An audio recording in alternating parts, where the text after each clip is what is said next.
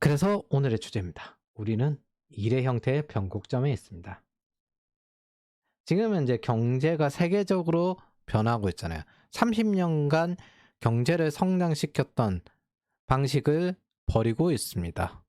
사실 그동안 세계화를 통한 경제 성장이 메인이었는데 2009년쯤에 이미 한계에 도달했어요. 그러고 난 다음에 테크 기업의 생산성을 통해서 경제 성장을 지난 10년간 억지로 이어왔고 이제 그 시스템을 완전히 재구축하고 있는 상태죠.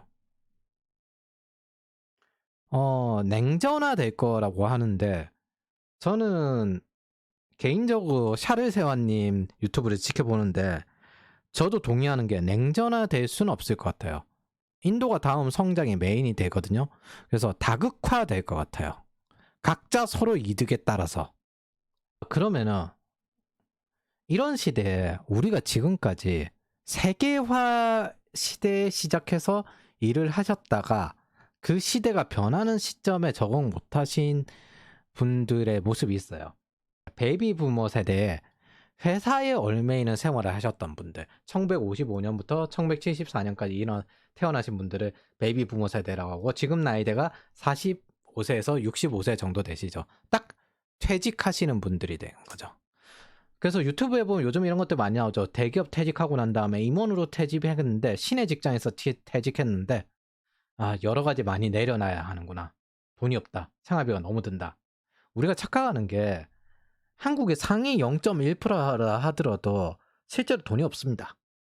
일 못하면은 바로 생활비에서 위태로워져요. 자꾸 뭐 100억대 이런 게 많은 것 같다. 한국의 0.8% 정도가 이제 10억대 정도 순자산을 가지고 있거든요. 그러니까 쉽게 말하면은 일을 못하면은 위태롭다는 거예요.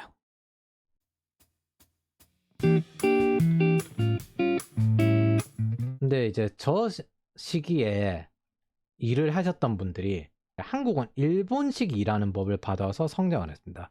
본격적으로 성장했다 치는 게 우리가 지금 느끼니까 한 2000년대부터 성장을 했기 때문에 제조업이잖아요. 지금도 한국은 제조업 국가잖아요. 한국은 일본식 일하는 법을 받아와서 성장을 했고 이게 바뀐 지가 얼마 안 됐어요. 사실 2015년 정도 이후부터 바뀌었죠.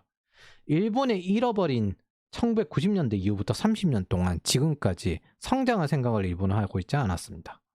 이직하고 다니는 문화가 아니라는 거예요. 한 회사에 들어가면 거의 평생을 다니기도 해요. 그래서 일본은 세계화에 사실 적응을 못했습니다. 유럽과 미국이 2년 내에 이직하고 돌아다니는 직업 문화가 아니에요. 1980년대에서 2022년 사이 회사에 얽매이던 윗세대들은 저 일본식 경영 방식에 굉장히 적응되어 있습니다. 저런 구조는 선진국에서 배워서 가져오는 거고 그 당시에 한국이 제조업 국가로서 본받을 수 있었던 국가는 일본이었잖아요. 그래서 일본의 제조업 방식을 가져와 가지고 그걸 그대로 한국에 적용을 한 거예요. 그럼 이분들 입장에서는 지금 세대가 일하는 방식이 이해가 안 가요. 어떻게 일을 2개나 하냐? 3개나 하냐? 하나라도 해서 살아남아야지. 여러 개를 하면서 네가 거기서 하나 일을 오래 할 수 있겠어? 얼마나 그 자리에 지키겠냐? 이런 관점이 되는 거예요.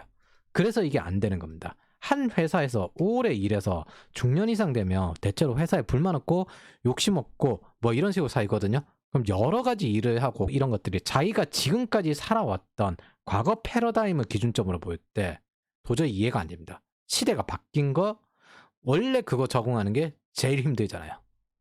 그건 사실 모든 세대가 다 똑같거든요. 인간의 본능이에요. 자기가 해온 경험이 앞으로 변할 시대에 그대로 적용이 될 것이다. 자신의 일이라는 삶은 30년이 회사에 얽매이는 삶이었고 직장에 얽매이는 삶이었습니다. 근데 여기서 잘 알아야 돼요. 이분들 같은 경우 최종적으로 지금까지 살아남았다면 나름의 승리자라는 겁니다. 그 시대에서 제일 잘 나간 엘리트로 시작을 해가지고 청년기를 겪고 지금 중년 노년이 되어서 최종 결전자로 살아남은 게 지금 상태란 거예요. 지금까지 일을 했다면 명태까지 왔다면 최종 결전자잖아요. 근데 이분들이 시작하실 때도 나름의 엘리트였다는 겁니다. 여러분들이 지금 당시 잘 나간다. 근데 지금 상태에서 계속 고정되어 있으면은 여러분들이 똑같이 저러게 됩니다. 여러분들도 똑같이 저렇게 됩니다. 직업을 겪은 다음, 근데 직업의 시대를 겪은 세대들은 다르게 대응을 하는 거죠. 회사에 얽매이지 않습니다.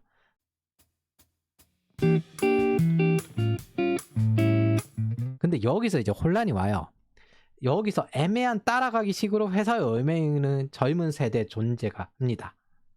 직업의 시대로 완전히 가거나 해야 되는데, 직장 따라서 옆에 뭐 직장 준비 저렇게 하니까 나도 똑같이 따라서 그렇게 똑같은 직업 정하고 그렇게 갔어요. 근데 해보니까 잠깐만, 직장에 얽매이는 건 아닌 것 같은데, 이게 미래가 없어. 암만 계산해봐야 집도 못 사고 답이 없어. 근데 나는 직업 능력도 없고 어떻게 해야 되지? 어떻게 해야 되지? 여기서 애매한 위치에 있는 사람들이 있어요. 혼란스러운. 애매하게 따라가기 식으로 회사에 얽매이는 위치로 간 경우가 있습니다. 윗세대처럼. 그런 젊은 세대들이 존재하거든요. 그럼 직장에 얽매이는 것도 아닌 것 같고. 그런데 난 직업 능력이 없어. 어떻게 해야 되지? 그래서 여기서 서로 다른 관점의 갭이 생기는 거예요.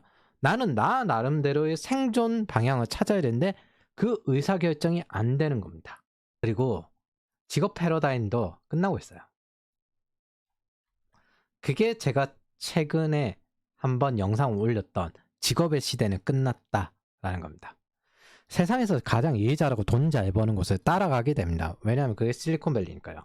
앞으로 세상으로 퍼지는 것은 이미 검증이 됐잖아요. 여기가 일을 제일 잘한다. 돈을 제일 잘 번다. 일하는 법은 가장 발전한 선진국들 따라갑니다. 서구에서 가장 GDP가 높은 지역이 실리콘밸리예요. 가장 일 잘하고 돈을 잘 버는 곳. 이게 무슨 뜻이다? 우리도 따라해야 된다.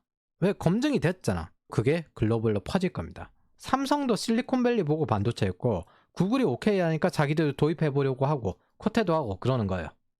그렇다고 과거에는 야 인류 몇 프로만 하던 그런 거였는데, 이제는 대중화가 돼서 다 도입해야 되는 상태가 됐어요.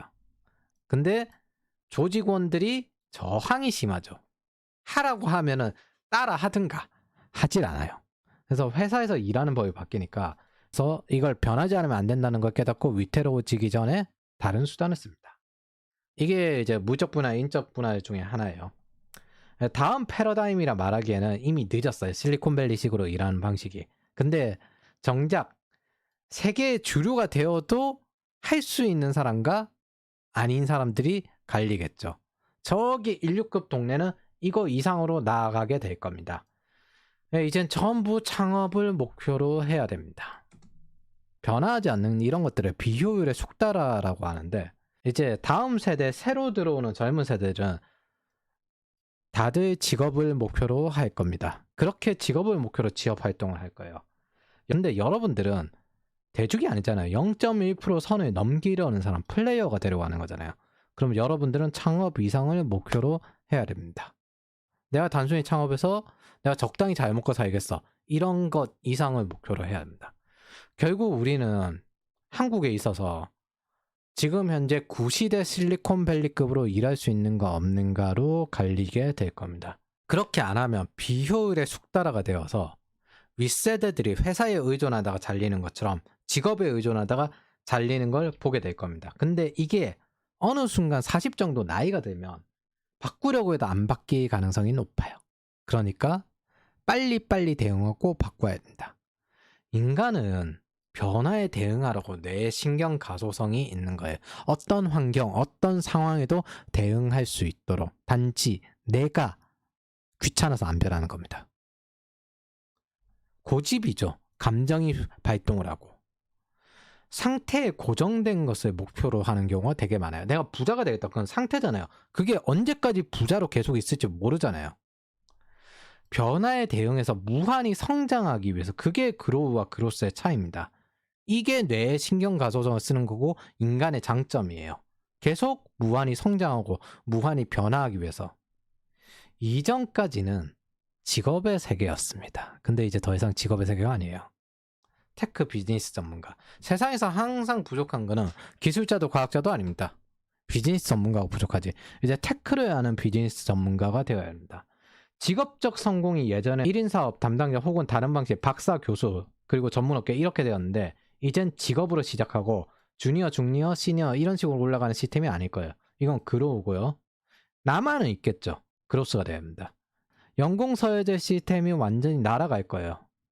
무조건 업계 자체를 벗어나서 더 위로 새로운 사업, 비즈니스를 확장하는 확장자 입장으로서 있어야 됩니다. 다르게 말하면 직접 자기가 돈을 벌어오고 설계를 하고 그렇게 할 수 있는 사람들만 회사에 남게 된다는 겁니다. 그래서 무조건 일을 할 때도 주업, 부업, 투자 소득을 하고 이것들을 창업화하려고 노력을 해야 합니다. 이젠 모두가 창업하는 시대입니다. 채용도 모두가 경영자를 뽑는 회사로 앞서가는 곳이 있고 아닌 회사는 밀려날 겁니다. 앞으로는 그리고 채용을 AI 채용으로 할 거예요. 모두가 경영자라는 건 무슨 뜻이냐. 주제 전문가인데 이 사람들 실리콘밸리에서 비즈니스 매트릭에 노출 안 되는 개발자도 없어요. 모두 데이터를 보고 거기에 의사결정을 하고 거기에 의견을 내고 빠르게 테스트 검증을 합니다. 테스트 기반 경영이라고 하거든요. 기술뿐만 아니라 비즈니스적 사고를 모두에게 요구를 받게 되는 겁니다. 즉 생산성이 굉장히 중요한 시대가 올 겁니다. 그리고 저게 되는 기업과 안 되는 기업으로 확연하게 갈리게 될 겁니다. 우크라이나 전을 보면서 한 가지 깨닫는 게 있죠. 재래식 무기로는 네트워크전이 가미된 이 강력한 무기를 이길 수가 없다. 아무리 돈을 많이 써도 아무리 양이 많아도 비효율적인 거 가지고는 강한 기업, 강한 인력 이런 것들을 이길 수가 없다. 이런 창업할 정도의 배짱 있고 용기 있고 야망 있는 사람들, 그런 사람들이 모인 곳이어야만 지금은 강한 기업이 되는 거예요. 즉 최고점이 높아졌습니다. 높아질게 우리가 지금 마주한 상황이죠. 저기 인류 최전선에는 무슨 일이 일어나는지 몰라요. 새로운 기준이 생겼고 가장 강한 게 생겼고 약한 쪽은 장기적으로 죽을 겁니다. 약한 쪽으로 행동을 하면 회사의 얼매이다가 퇴직하고 무력한 것처럼 직업의 얼매이다가 무력한 노후를 보게 될 겁니다. 저는 솔직히 일을 인생에서 가장 중요한 것으로 칩니다. 우리의 성장에서 필수적인 것으로 치고 최대한 죽을 때까지 일하는 방법이 없는가 이걸 찾습니다. 저는 워커로 살 생각이 전혀 없어요. 죽을 때까지 최전성기를 계속 갱신하는 게 제 목표입니다. 워렌 버핏이 그러잖아요. 죽을 때까지 계속 새로운 도전을 하고 있잖아요. TS 생산성은 세상이 공헌하는 가장 강력한 것입니다. 우리는 일을 하는 거지 회사를 다니는 게 아니에요. 직업인이 되는 것도 아닙니다. 좋은 결과를 내고 인생을 성장시키는 거죠. 저는 언제나 그 말하지만 저는 남을 위해 일하지 않습니다. 나를 위해 일하지. 일정 시간 이상 회사에 얼매이고 사는 것들, 그리고 일정 시간 이상 어깨에 얼매이고 사는 것들, 사실 남을 위해 일하는 거잖아요. 저는 제가 창업하고 저 자신을 위해 일하고 싶었습니다. 그 준비 과정이라고 생각해요. 일의 형태와 룰, 그리고 경제적 배경이 바뀌어도 일은 일입니다. 그래서 버티지 마세요. 비효율적인 상태에서. 비효율의 숙련화를 하지 마세요. 대부분 대중은 근데 안 할 겁니다. 대중 따라가면 망해요. 성취와 갈망을 목표로 하는 사람들의 플레이어의 조건이죠. 안정의 욕망은 워커들의 조건입니다. 플레이어가 되셔야 합니다. 성장 마인드셋이라고 해요. 이런 것들. 어떤 상태에 고정되어 있는 고정 마인드셋이 아니라 성장 마인드셋을 가지셔야 합니다.